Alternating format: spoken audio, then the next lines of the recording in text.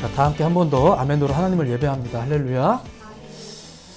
자, 오늘도 데일리 서치를 통해 같은 말씀을 나누는 모든 예배자분들을 예수님의 이름으로 환영하고 축복해 드립니다. 자, 오늘 우리가 나누려는 이야기는 그 솔로몬 왕 이후 약간의 이야기를 좀 살펴볼까 합니다. 말 그대로 이야기이기 때문에 좀 이 내용을, 스토리가 진행되는 내용들을 한번 좀 잘 귀담아 들으실 필요가 좀 있어요. 자, 왜 솔로몬 왕 이후를 이제 살펴보려고 하는 것일까? 자, 우선 알다시피 이 솔로몬이란 사람은 이스라엘의 통일 왕조를 이룬 다윗의 아들이자 그 왕위를 계승받은 인물입니다.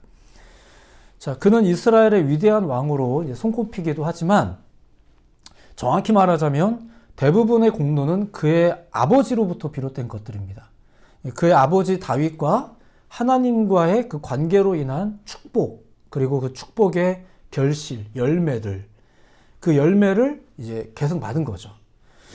물론 그 역시도, 이 솔로몬 역시도 뭐 하나님의 지혜로운 마음을 부여받아서 그 선왕으로서의 기능을 잘 감당하기도 했고, 또 뭐 아시다시피 예루살렘 성전도 건축했고, 또 뭐 수많은 잠언을 남기는 등 많은 뭐 공로가 이제 있었습니다.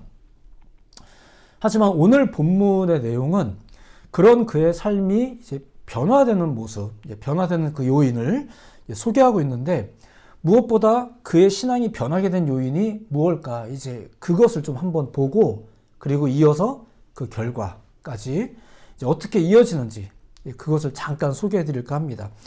아버지 다윗의 삶의 열매를 이제 계승받은 그였지만, 그는 어떻게 그 아버지께 이제 부여받은 그 열매로, 계승받은 그 열매로 살았을까?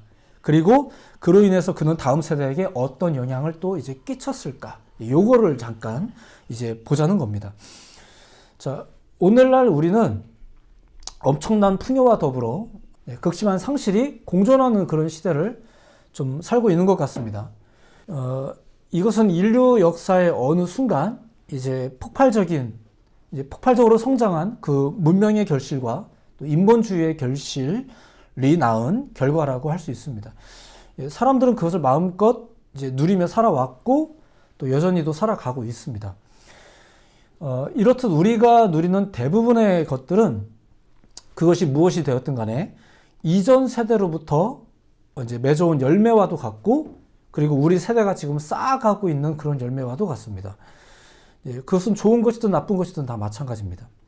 그렇다면 우리는 이제 어떤 열매를 계속 받았고, 또 어떤 열매를 우리가 또 맺어가고 있는지, 그리고 그것이 어떻게 다음 세대로 이어지게 될 것인지, 뭐 이런 이야기를 이제 오늘의 이야기에 비춰서 한번 보려고 하는 거죠. 수많은 것이 있겠지만, 수많은 유산들, 수많은 열매들, 결실들이 다 있겠지만, 오늘 이야기에서 볼 수 있는 것만 좀 이렇게 조명해서 보도록 할까 합니다. 자, 앞선 10장, 오늘 본문이 나와 있는 이 11장에 앞서서는 솔로몬이 누리던 영광에 대해서 소개를 하고 있습니다. 솔로몬이 누리던 영광에 대해서. 근데 이제 11장부터는 하나님을 향한 솔로몬의 마음이 어떻게 변했는지를 이제부터 소개하고 있어요. 자, 많은 걸 누렸지만 변해가고 있는 사람의 모습이죠. 대부분의 설교자들께서 동일하게 지적하고 있듯이 그가 많은 이방 여인을 아내로 두었다는 것이 그 변화와 관계가 크죠. 자, 솔로몬의 본처는 그 애굽왕 바로의 딸입니다. 그 열왕기상 3장에서부터 보면 그가 이제 왕으로 즉위하던 당시에 그 애굽과 동맹을 맺으면서 그 동맹의 표시로서 그 바로의 딸과 혼인을 하는 이야기가 나와요. 당시 그 애굽이라는 나라가 그 공주를 다른 나라에게 이렇게 주는 일들은 결코 흔한 일이 아니었습니다. 굉장히 드문 일이었고, 이런 것을 비춰보았을 때 당시 솔로몬의 위상이 얼마나 대단했는지 알 수 있죠. 정확히 말하면 다윗이 일구어 놓은 이스라엘의 위상입니다. 솔로몬의 위상이 아니라 그의 아버지가 일구어 놓은 그 이스라엘의 위상이겠죠. 어쨌든 그렇게 바로의 딸이 사실상 솔로몬의 이제 정실입니다. 자, 그런데 11장 1절부터의 내용에 따르면 그런 정실을 두고 이 솔로몬이 이방의 많은 여인을 사랑했다라고 나와요. 자, 여기서 이제 사랑했다라는 말이 히브리어 원서의 뜻에 따르면, 그 원어의 뜻에 따르면 이제 강한 집착이나 열망을 가진 그런 사랑이라고 말합니다. 그러니까 이성에 대한 어떤 그런 욕구겠죠. 자, 그리고 또 하나 이제 소개되는 게 이 본문에서 언급되어지고 있는 모압, 암몬, 에돔, 그리고 시돈, 헷이라는 이런 나라들은 이스라엘과 더불어 굉장히 이제 우호적인 나라도 있었지만 심지어 적대적인 나라들도 있었습니다. 자, 이런 관계들을 통해서 결국 추구하는 게 무엇이었을까? 이제 결국은 이렇게 외교적인 동맹을 위해서 결혼까지 하는, 국제 결혼까지 하는 이런 모든 현상들은 사실상 이제 그때 당시에는 그 고대 왕들에게 있어서 뭐 자랑스러운 일이기까지 했고 또 외교적인 목적을 가지고 있었던 뭐 이런 일이라는 거죠. 결국은 이렇게 이방 여인과의 통혼을 통해서 알 수 있는 게 뭐냐면 뭐 여인네들을 향한 이 솔로몬의 뭐 집착도 볼 수 있겠고 더불어서 이제 정책적인 면에 있어서도 어떤 목적이 있겠고 결국은 그가 육신의 정욕을 따라서 이제 이런 통혼이 이루어졌다는 사실들을 이제 보여준다는 거죠. 자, 그렇다면 그 결과가 또 뭘까? 솔로몬이 결국은 육신의 정욕을 따라 삶을 살아왔던 그 결과가 어땠을까? 자, 이방 여인과 통혼하는 것 자체가 일단은 하나님께서 원하시는 일들이 아니었습니다. 하나님의 뜻을 어기는 거죠. 뭐 그 여인들을 통해서 결국은 이제 그의 마음까지도 하나님으로부터 멀어지게 되는데 심지어는 우상까지 이제 허용을 하게 됩니다. 자, 이런 솔로몬을 향한 하나님의 말씀이 이제 오늘 본문부터의 내용인데 사실은 그 앞서서 하나님이 이방 여인과의 통혼에 대해서도 이미 경고하신 바가 있었습니다. 솔로몬 개인을 향해서가 아니라 이스라엘을 향해서. 그게 11장 2절인데 그 부분만 읽어드리면 이런 겁니다. 여호와께서 일찍이 이 여러 백성에게 대하여 이스라엘 자손에게 말씀하시기를 너희는 그들과 서로 통혼하지 말며 그들도 너희와 서로 통혼하게 하지 말라. 그들이 반드시 너희 마음을 돌려 그들의 신들을 따르게 하리라. 자, 그런데 정말 어떻게 됐나요? 오늘 본문 9절에 따르면 솔로몬이 마음을 돌려 이렇게 나와요. 솔로몬이 마음을 돌려 이스라엘 하나님 여호와를 떠남으로 이렇게 나옵니다. 자, 왜 그는 진작부터 있었던 이 하나님의 말씀을 귀담아 듣지 않았을까요? 자, 어쨌든 그 결과 이제 하나님의 말씀이 이제 계속해서 이렇게 이어집니다. 오늘 본문의 내용이에요. 11절 후반부부터의 내용을 소개만 해드리면 이런 겁니다. 내가 반드시 이 나라를 내게서 빼앗아 네 신하에게 주리라. 12절. 그러나 네 아버지 다윗을 위하여 네 세대에는 이 일을 행하지 아니하고 네 아들의 손에서 빼앗으려니와. 13절.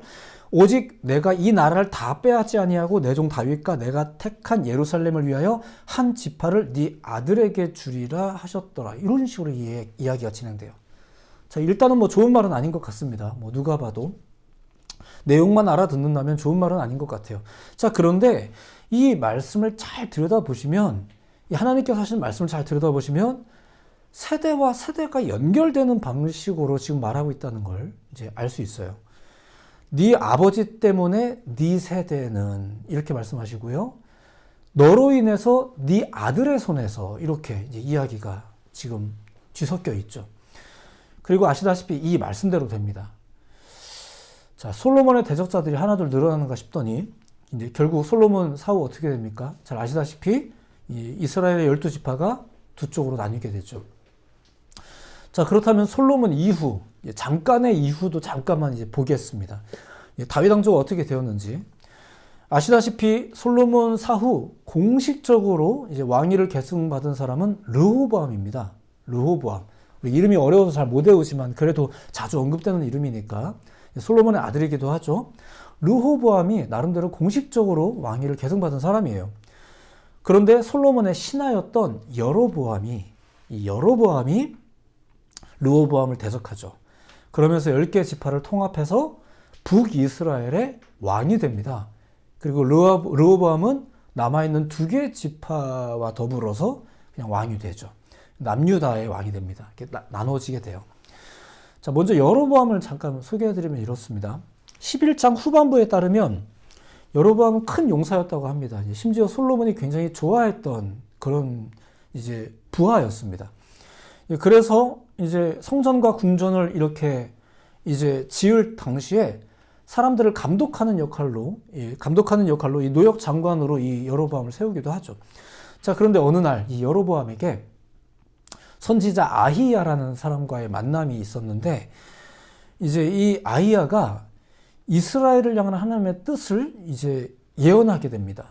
11장 30절부터의 내용인데, 그냥 이야기를 듣듯이 한번 들어보시면, 이 아히야가 여로보암 앞에서 갑자기 자기 옷을 막 찢어요. 12조각으로 찢습니다.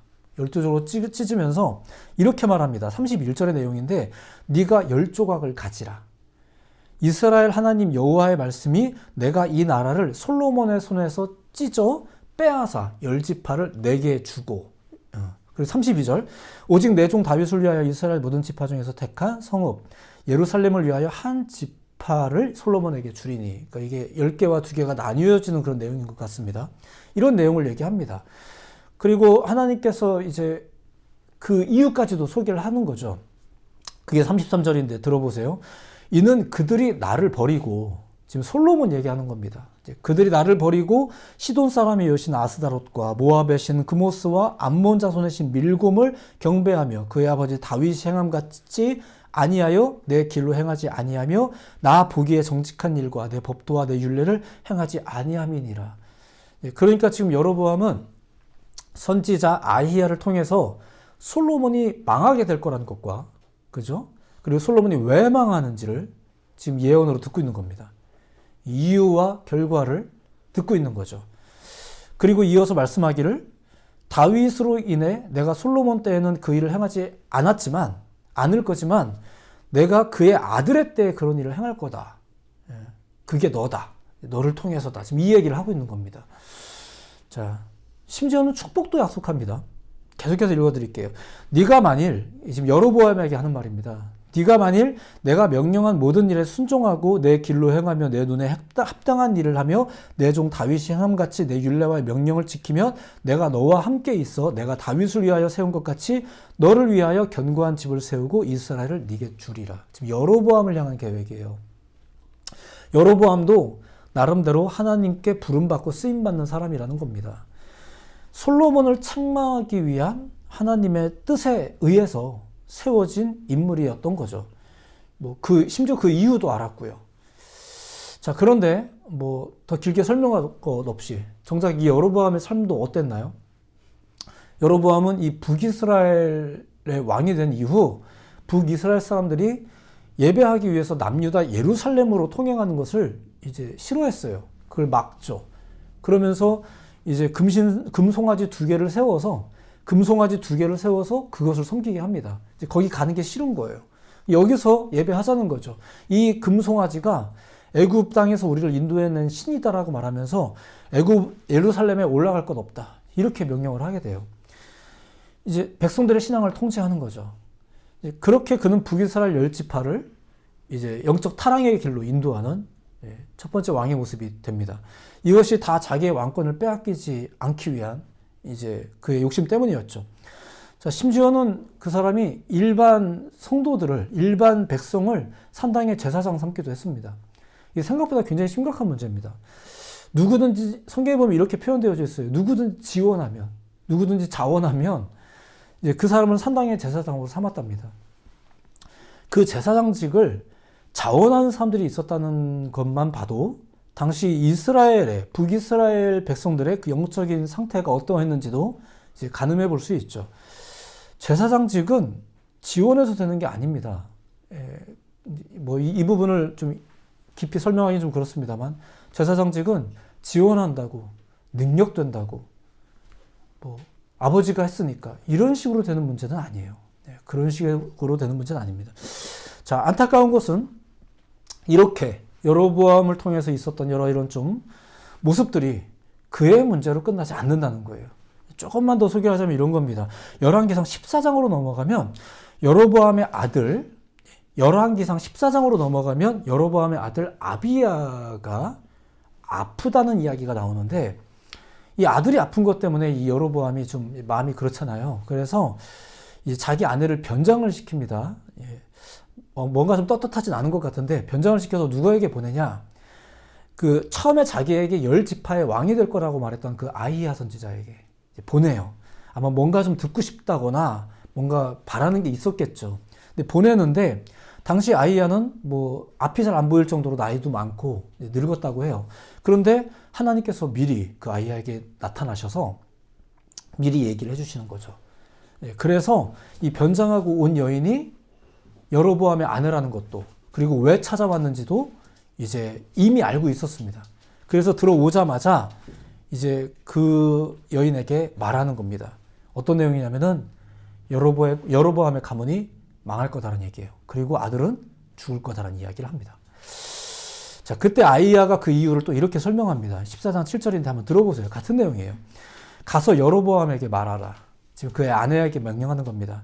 이스라엘 하나님 여호와의 말씀이 내가 너를 백성 중에서 들어 내 백성 이스라엘의 주권자가 되게 하고, 8절 나라를 다윗의 집에서 찢어내어 내게 주었거늘, 너한테 주었거늘, 9절 네 이전 사람들보다 더 악을 행하고 나를 노엽게 하고 나를 네 등 뒤에 버렸도다. 자, 제가 하고 싶은 이야기는 되게 나쁜 사람들을 계속 소개해드리고 싶다는 얘기는 아닙니다. 일단 여로보암이 그랬어요. 그리고 그 결과가 어떻게 된다? 네 아들은 죽고 네 가문도 패망할 것이다. 이렇게 이어져요. 여로보암의 신앙과 삶의 결과가 아들에게도 가문에게도 이어지고 있는 거예요. 자, 이따 할 얘기는 솔로몬 얘기겠지만, 잠깐 딴 얘기 한 번만 더 소개해드리겠습니다. 솔로몬의 아들이자 나름대로 정통 계승자인 르호보암. 자, 이 르호보암은 또 어땠을까? 그는 좀 괜찮았을까? 자, 그가 왕위에 오르는 이야기가 14장 21절에 나오는데, 그 시작을 소개할 때 이런 말이 있어요. 좀 말이 어렵지만 제가 이유 설명을 드리겠습니다. 솔로몬의 아들 르호보암은 유다 왕이 되었으니 르호보암 왕이 왕위에 오를 때 나이가 41세라. 여호와께서 자기 이름을 두시려고 이스라엘 모든 지파 가운데에서 택하신 성읍 예루살렘에서 17년 동안 다스리니라. 그의 어머니의 이름은 나아마요 암몬 사람이더라. 혹시 눈치채셨는지 모르겠지만 굉장히 생뚱맞게 갑자기 그 어머니 나아마에 대한 이야기가 언급이 됩니다. 이제 그녀는 암몬 사람입니다. 참고로 14장 31절은 이제 이 르호보암이 죽을 때의 이야기인데, 르호보암이 죽어서 조상들에게 이제 돌아간다, 함께 장사된다라는 이야기가 나올 때도 뜬금없이 그의 어머니 나아마가 또 언급이 됩니다. 자, 왜 르호보암의 이야기 속에서 그의 엄마인 나아마가 계속해서 언급될까? 자, 솔로몬의 아내겠죠. 그리고 르호보암에게는 엄마겠고요. 그녀가 암몬 여자입니다. 그 여자가 르호보암의 삶에 중대한 영향을 끼친 거죠. 어떤 영향일까요? 짐작하시겠지만 우상숭배입니다. 우상숭배예요. 암몬 족속은 밀곰과 몰렉이라는 신을 숭배하던 민족이었습니다. 그 민족의 여인이 지금 솔로몬에게 시집을 온 거잖아요. 올 때 그냥 온 게 아니라 그 우상까지 가지고 와요. 자기가 가지고 있는 신앙을 가지고 오는 거죠.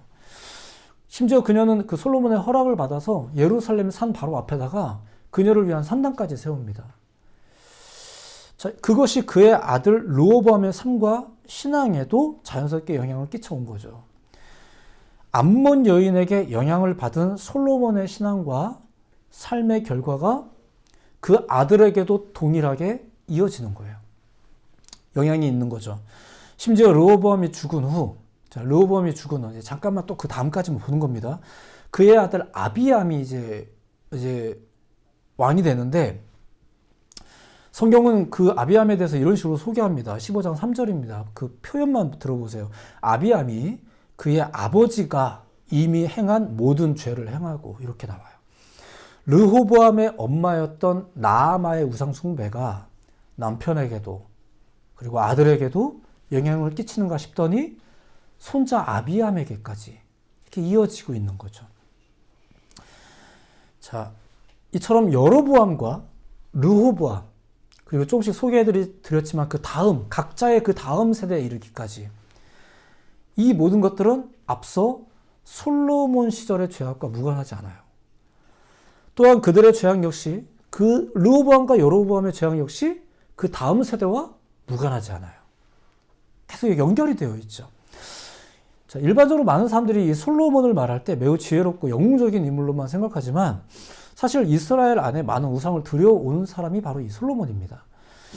그리고 그것 때문에 솔로몬이 이제 책망을 받게 되는 것인데, 사실상 그 책망은 그의 자녀 세대에 성취됩니다. 하나님께서 그렇게 하신 이유가 뭐였다고요? 네 아버지 때문에 네 때는 책망하지 않는가 이러면서 넘긴 거예요. 그것도 역시 연결되어 있죠. 다윗과 솔로몬이 연결되어 있더라 이거예요. 그렇게 연결된 것이 좀 건강하게 개성되지 않은 약간 그런 모양새입니다.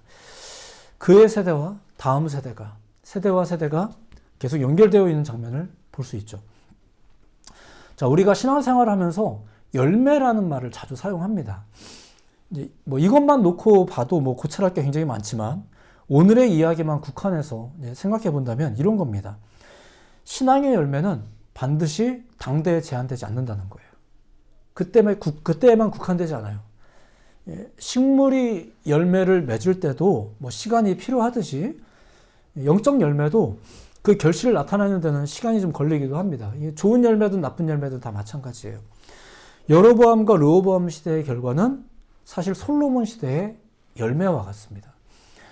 자, 다윗의 순전함과 믿음의 결과를 누렸던 솔로몬. 그죠? 솔로몬은 그걸 많이 누렸죠. 하지만 그는 아버지와 같지 않아서 우상숭배와 그릇된 타협을 이제 이루어 나갑니다. 그리고 그 결과가 다음 세대로 이어져서 더욱 만연해졌다는 것이 오늘 이야기입니다. 거의 모든 사람들이 생각하는 게 이런 게 있어요. 어떤 노력과 행동에 대한 결과를 즉시 보고 싶어 한다는 거죠. 특별히 뭔가 이렇게 좋은 일을 기대한다 이러면 빨리 왔으면 좋겠어요. 좋은 사람과 만난다 이러면 빨리 그 시간이 왔으면 좋겠어요. 그 수고와 결과, 그 기대감 등 이 모든 것들이 빨리 성취됐으면 좋겠죠. 하지만 기다리는 법을 좀 알아야 돼요. 한편 또 반대의 경우는 어떤가요? 자신이 행한 실수나 뭔가 잘못이 있어요. 그러면 그 결과가 빨리 드러나는 것을 피하고 싶어요. 안 들켰으면 좋겠다. 이제 안 들켰으면 좋겠다. 그 결과가 좀 천천히 왔으면 좋겠다. 뭐 이런 거잖아요. 그러다 혹시라도 그 결과가 안 오면은, 괜찮네. 죄를 져도 괜찮네. 뭐 이렇게 안일해지기도 합니다. 그러니까 그냥 액면 그대로, 성경에 나와 있는 기록 그대로, 본질 그대로만 설명하자면 사실은 잘못했을 때 빨리 책망받는 것도 사실은 복이에요. 그것이 질질 끌어서 죽을 때 깨닫고 이러면은 슬프잖아요. 빨리 깨닫고 빨리 알아서 돌이키는 게 사실 은혜인 건데, 아무튼 그렇습니다. 우리는 그런 날이 안 오길 바라잖아요. 그러다가 또 은근슬쩍 넘어가면 괜찮은가 보네. 하나님 안 계신가 보네. 잘못을 해도 벌 안 받을 수도 있네. 이런 생각이 쑥 들어오죠. 자, 어쨌거나 우리가 알아야 될 건 이거예요. 첫 번째, 일단 열매는 반드시 있다는 거예요. 열매는 반드시 있다는 거. 그리고 두 번째, 그 열매를 통해서 분명히 드러나는 결과가 있는데 그것은 당대에 제한되지 않는다는 거죠. 자, 말씀을 정리해 나가면 이런 겁니다. 본문 이야기를 통해서 우리가 알 수 있는 것, 신앙과 삶의 열매가 있다는 겁니다. 그리고 그 열매를 통해서 알 수 있는 게 있어요. 그게 뭘까? 이걸 나름대로 정리하자면 이런 겁니다. 첫 번째, 나무를 알 수 있겠죠. 나무를 알 수 있을 겁니다. 마태복음 7장 18절에는 이런 말씀이 있습니다. 좋은 나무가 나쁜 열매를 맺을 수 없고 못된 나무가 아름다운 열매를 맺을 수 없느니라. 같은 그 마태복음 7장 20절에는 이런 말씀이 있어요. 이러므로 그들의 열매로 그들을 알리라. 여로보암과 르호보암의 모습은 그냥 나온 게 아니에요. 그들보다 앞선 세대의 모습과 상관이 크죠. 그리고 우리도 그렇게 볼 필요가 있어요. 어떻게 해서 이런 사람들이 나왔지? 어떻게 이렇게 행동을 하지? 이유가 있을 거예요. 이유가 있을 거예요. 알 수 있어요. 열매를 통해서 알 수 있는 거 두 번째는 이런 겁니다. 때를 알 수 있어요. 열매를 통해서 때도 알 수 있습니다. 이게 무슨 말일까? 마가복음 4장에 보면 이런 말씀이 있어요. 열매가 익으면 곧 낫을 대나니 이는 추수 때가 이르렀음이니라. 자, 오늘 이야기의 경우 솔로몬의 마음이 하나님을 떠난 것을 이제 알게 되면서 솔로몬의 마음이 하나님을 떠나잖아요. 떠난 걸 알게 되면서 그 훗날의 이야기를 우리가 가늠할 수 있죠. 이렇게 되겠구나. 얼마 안 남았구나. 그런 때가 오겠구나. 예언이라는 게 뭔가요? 그거잖아요. 그런 때가 오겠구나. 너희가 이렇게 하면 그런 때가 오게 될 거야. 이게 예언이잖아요. 안타깝지만 열매를 통해서, 눈앞에서 펼쳐지는 열매를 통해서 때도 알 수 있어요. 열매를 통해서 알 수 있는 거 세 번째는 이런 겁니다. 그 열매에 따른 조치도 알 수 있습니다. 어떻게 해야 될지 알 수 있어요. 그 때를 알면서, 열매를 알면서 그 방법과 조치도 알게 되죠. 이게 무슨 말이냐면은 마태복음 21장의 내용을 소개해 드립니다. 열매 거둘 때가 가까움에 그 열매를 받으려고 자기 종들을 농부들에게 보내니. 자, 요한복음 15장의 표현도 한번 들어보세요. 무릇 내게 붙어 있어 열매를 맺지 아니하는 가지는 아버지께서 그것을 제거해 버리시고 무릇 열매를 맺는 가지는 더 열매를 맺게 하려 하여 그것을 깨끗하게 하시느니라. 그러니까 열매에 따라 그 조치가 다르게 지금 이루어지고 있는 내용입니다. 열매 거둘 때가 되니까 뭐 종들을 보내신다든가 또 열매 여부에 따라서 그 가지를 처리하는 방식이 다르다든가 지금 이런 내용입니다. 조금은 안타깝지만 이런 식의 열매와 그 결과에 대한 이야기가 성경의 역사적 기록에 굉장히 많이 등장을 합니다. 열매에 대한 내용과 열매의 결과에 대한 내용이죠. 세대와 세대를 통해서 그것이 소개되어져요. 역사를 통해서 소개되어지고 있어요. 삶을 통해서 소개되어지고 있죠. 그냥 이게 아니라 그 벌이 얼마나 크냐 작냐 이런 게 아니라 그것이 세대와 세대로 이어지고 있죠. 물론 그 와중에 또 소망은 있는 법입니다. 그게 바로 하나님께서 당신의 백성들이 복음을 받아들임으로 인해서 하나님의 복음을 받아들임으로 인해서 영적인 열매를 맺어 나가고 풍성함 가운데 살기를 원하신다는 거죠. 그 비밀을 우리에게 허락해 주셨다는 거예요. 말씀이 온전히 보존되고 또 다음 세대에 전승이 되어지고 또 이웃에게 그 복음이 나누어지면서 믿음이 확산되는 것. 그렇게 하나님의 나라가 이루어지는 것을 이제 기대하시면서 우리에게 복음을 허락해 주신 거예요. 지금 무조건 다 망할 거야 라는 이야기를 하고 있는 게 아니란 얘기예요. 그걸 바라신다는 것도 아니고요. 다만 그런 이야기가 지금 성경에 많이 기록되어 있다는 얘기죠. 자, 우리는 우리에게 이미 있는 열매들을 통해서 이제 배워야 됩니다. 때로는 반면교사 삼아서, 때로는 지난주에 설교했던 것처럼 모범을 삼아서 배워야죠. 성경에 기록된 그 이야기를 통해서 우리는 우리의 삶에 어떤 열매가 있어야 할지를 또 올바르게 소망해야 합니다. 과거의 열매들을 점검해 보아야 되고요. 그리고 그것은 결코 우리들만의 신앙으로, 우리 세대만의 신앙으로, 열매로 끝나지 않는다는 것을 또한 우리는 알아야 됩니다. 우리는 그 사실을 때로는 감사함으로, 때로는 두려움으로 배우고 깨닫고 그리고 기억하셔야 돼요. 그리고 주어진 신앙과 삶에 순전하게 충성하는 법을 배워야겠죠. 그렇게 살아야 되겠죠. 열매는 결코 단편적이지 않습니다. 생각해 보세요. 그 열매라는 것 자체가 나무의 다음 세대예요. 그렇지 않겠습니까? 우리가 열매 운운할 때 그 사실을 반드시 기억해야 돼요. 열매는 결코 좋다, 나쁘다 하는 단순한 단편적인 평가로 끝날 문제가 아닙니다. 그 이상의 중요한 의미를, 중요한 생명을 품고 있는 게 이 열매인 겁니다. 하나님의 뜻을 믿음으로 받아들이는 여러분들 모두가 되기를 예수님의 이름으로 축복해 드립니다. 한 사람의 이야기가, 한 사람의 말이 여러 사람에게로 들어가는 과정을 지금 여러분들이 소개받고 있는 중이십니다. 한 사람의 믿음이 지금 여러 사람에게 지금 전해지고 있는 중입니다. 이것이 계승되어질지, 삶으로 계승되어질지, 이웃에게 계승되어질지, 후손에게 계승되어질지는 이제 또 여러분들의 몫일 것 같아요. 이것이 어떻게 지켜졌고 어떻게 계승되어지는지를 우리가 이 짧은 설교 시간을 통해서도, 예배 시간을 통해서도 우리가 이렇게 지금 경험하고 있더란 얘기예요. 근데 우리는 역시 기대감이 있는 거죠. 전하는 자에게는 이런 기대감이 있는 거예요. 듣는 여러분들에게도 같은 기대감이 있길 바랍니다. 이것이 열매가 되어서, 이것이 지금 말씀을 전하는 저에게는 열매가 돼서 기쁨이 되고, 여러분들에게는 이것이 또 다른 생명의 씨가 되어서 이웃에게, 여러분의 삶에, 그리고 가문에게, 다음 세대에 어떤 흔적으로 새겨질지 저는 기대하고 있고, 여러분들도 기대하고 있을 줄로 믿습니다. 우리가 그런 기대감 중에 매주의 말씀을 접하고 있는 거겠죠.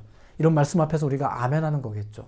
믿음으로 아멘하시는 여러분들의 삶 가운데 성령의 복된 열매가 많이 맺어지시기를, 아멘, 많이 맺어지시기를, 여러분도 그 열매를 맛볼 뿐 아니라 많은 주변의 이웃들도 그 열매를 맛보며 결국 더 나아가 그 열매가 다음 세대에까지도 어떻게 영광으로 새겨지고 계승되어지는지 그런 놀라운 일들이 여러분들의 삶 가운데 있어지기를 예수님의 이름으로 축복해 드립니다.